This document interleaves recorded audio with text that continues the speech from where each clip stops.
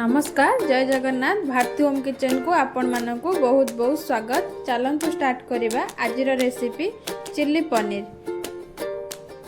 Chilli paneer बनेबा पई मु एठी किछि सुखिला लंका को पानी रे बतुरे देइथिली। तापरे ए लंका को हमें ग्राइंड करनबा। ग्राइंड करके हमें साइड करनबा। तापरे हमें पनीर को काटी नबा। मोटी पनीर को एमिति बड़ बड़ क्यूब रे काटी नेछि। तापरे गोटे जगह को ट्रांसफर कर नेछि। एबे पनीर गुडी को से जगह रे ऐड कर दबा।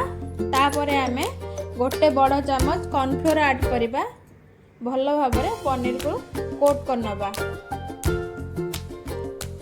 तापरे हमें एमिति टॉस करिकि भलो भाबरे गोळे नबा।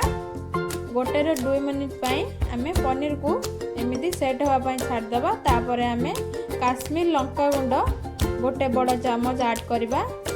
अदा रसुण पेस्ट गोटे चम्मच ऐड करिबा। तापरे हमें गोटे चम्मच सोया सॉस ऐड करिबा। तापरे भलो भाबरे हमें गोळे दे सारला परे स्वाद अनुसार लूण ऐड कर दबा। देखंतु एठी मु लूण ऐड कर देइछि। तापरे भलो भाबरे एमिति गोळे नेबे।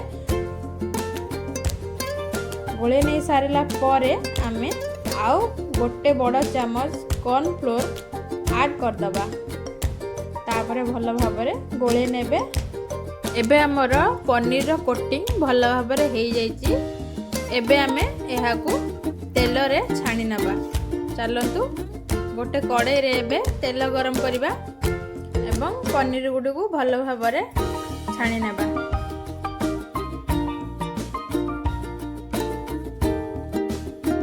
देखंतु मु एठी कड़ाई रे तेल नहीं जाइछि। तापर एठी पनीर को ऐड कर देइछि।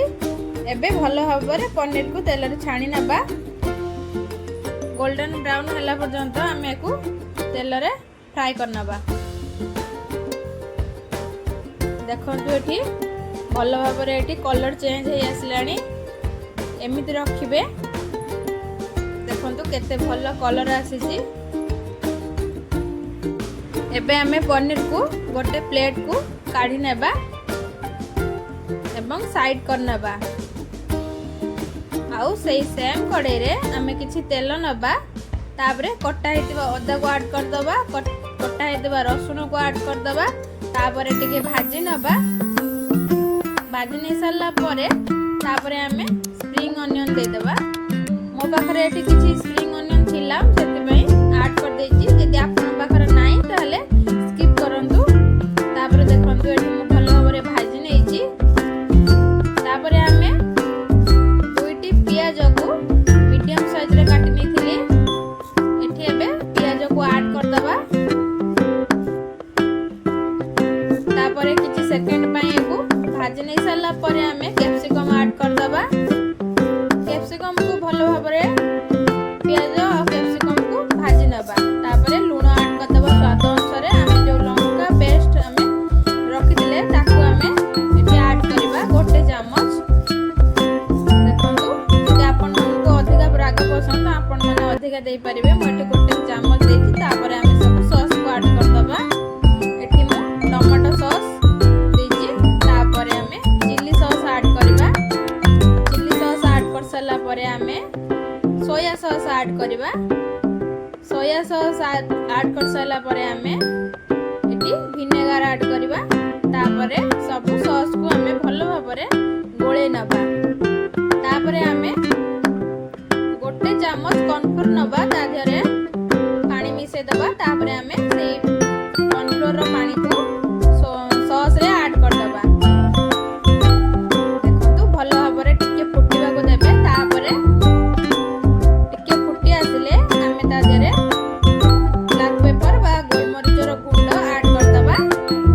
तापरे हमें गोळे नै कि छना हेतिबा पनीर को ऐड कर दबा। भलो भाबरे गोळे नबा। एबे हमें गैस रो फ्लेम को ऑफ कर दबा। तापरे हमर रेडी हे गला डिलीशियस चिल्ली पनीर।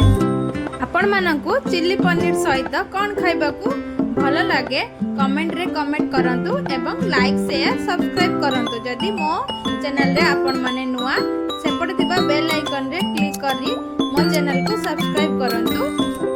मो स्टाइल रे एमिति फ्राइड राइस सहित चिली पनीर को बनेई एंजॉय करंतु।